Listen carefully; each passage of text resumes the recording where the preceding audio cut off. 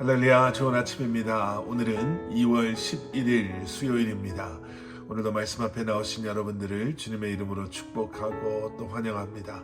오늘도 말씀을 통해 허락하시는 하나님의 은혜와 평강이 여러분들의 삶 가운데 충만하기를 기도하겠습니다.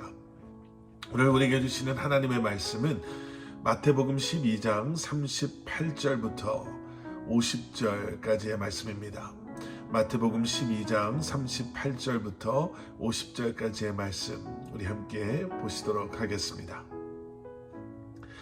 바리새파 사람들과 율법학자들이요 예수님께 찾아와서 표적을 보여달라고 요청합니다. 그들이 원했던 표적은 무엇이었을까? 어제 묵상하셨던 말씀을 한번 생각해 보시면요, 아마도 그들이 원했던 표적은 예수님께서 지금 귀신들을 쫓아내고 계시는 그 일이 귀신들의 왕이었던 바알세불의 힘으로 하신 것인가, 아니면 예수님께서 말씀하신 대로 성령의 힘으로 하신 것인가를 그들이 보기를 원했던 것 같습니다. 그리고 성령의 힘으로 하셨다면 그 성령의 힘이란 게 도대체 무엇이었는가를 그들이 예수님께 지금 보여달라고 요청하고 있는 것이죠.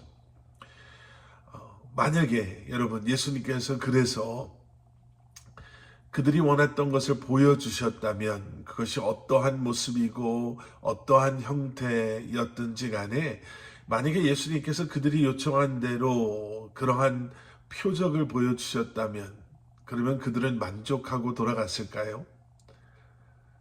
아마도 순간적으로는 만족을 하고 인정을 하는 그러한 흉내는 냈을 것 같습니다.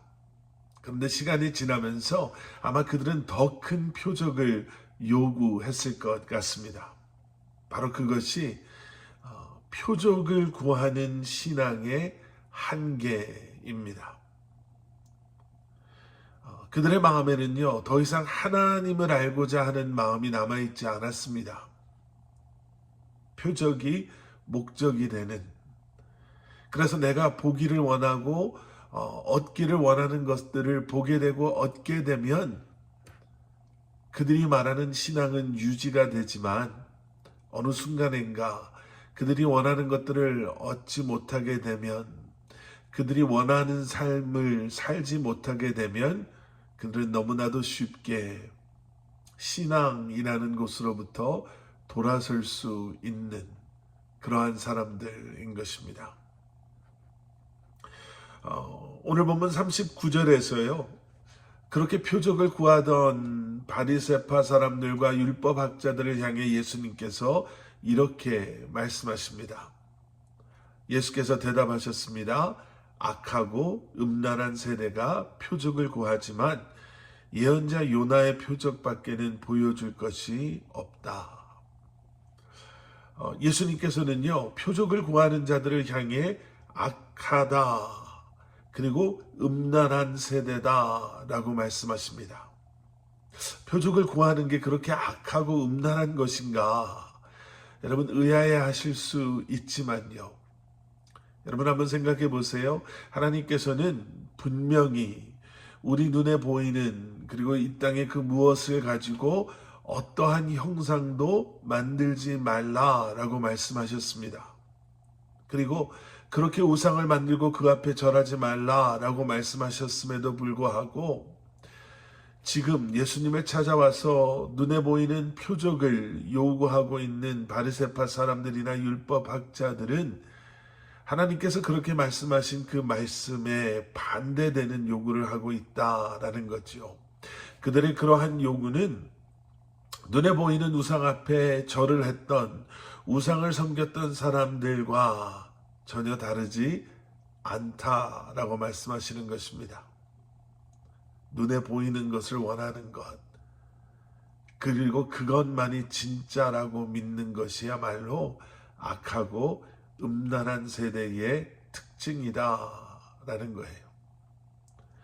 그러면서 예수님께서는 표적을 요구했던 그들에게 보여줄 것이 하나밖에 없는데 그것은 바로 요나의 표적이다라고 말씀하십니다.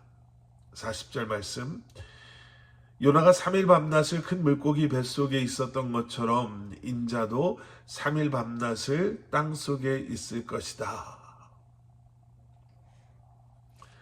예수님께서 말씀하고 계시는 요나의 그 표적이 무엇인가?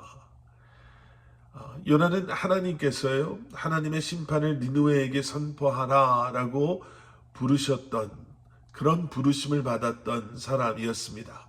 그런데 요나는 그것이 마음에 들지 않았어요.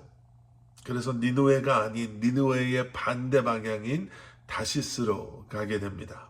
그리고 그런 그의 불순종이 요나로 하여금 큰 물고기의 뱃속에서 3일 동안 머무르게 하지요.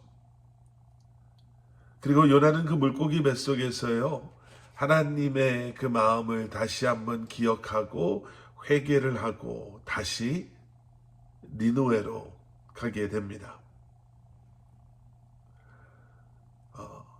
요나의 사명은요, 죄악 가운데 있었던 니느웨에게 하나님의 심판을 선포함으로 그들로 하여금 그들의 죄를 회개하고 하나님께로 돌아오게 하는 것이었습니다. 지금 예수님께서는요, 니느웨가 아닌 온 세상이 그때의 니느웨처럼 죄 가운데 있음을 선포하시기 위해 이 땅에 오셨습니다. 그리고 자신을 내어주심으로 온 세상이 죄로부터 돌아서서 하나님 앞에 회개함으로 돌아올 수 있도록 바로 그 일을 위해서 이 땅에 오신 것이지요. 그리고 결국에는 십자가에 달려 죽으시고 3일 동안 무덤에 갇혀 계실 것입니다.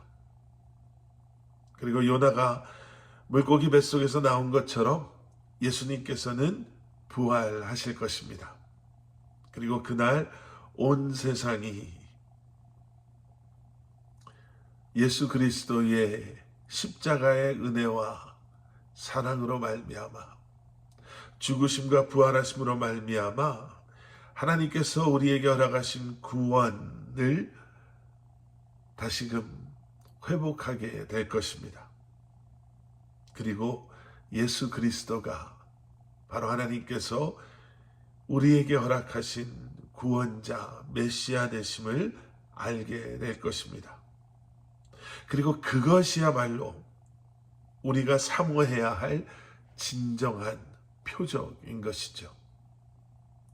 그저 눈에 보이는 무엇인가를 확인하고 또 그러한 확실한 내가 볼 수 있고 만져볼 수 있는 이 땅에 무엇인가가 우리의 믿음의 근거가 되는 것이 아니라 우리를 위해 이 땅에 오시고 우리의 죄를 대신 짊어지시고 우리를 대신해서 죽으시고 부활하신 예수 그리스도가 우리의 믿음의 근거, 우리의 믿음의 중심에 있을 때 여러분 비로소 우리는 하나님의 뜻 가운데 택함받은 하나님의 백성들로 구원받은 하나님의 백성들로 그리고 이제는 하나님의 부르심 가운데 우리가 가야 할 그 길을 우리가 살아야 할 그러한 삶을 살아갈 수 있는 그러한 믿음의 사람이 될 수 있는 줄 믿습니다.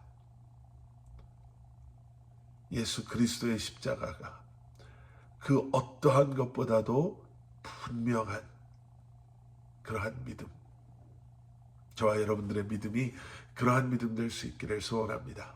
함께 기도하시겠습니다. 사랑의 아버지 하나님, 주님 감사합니다.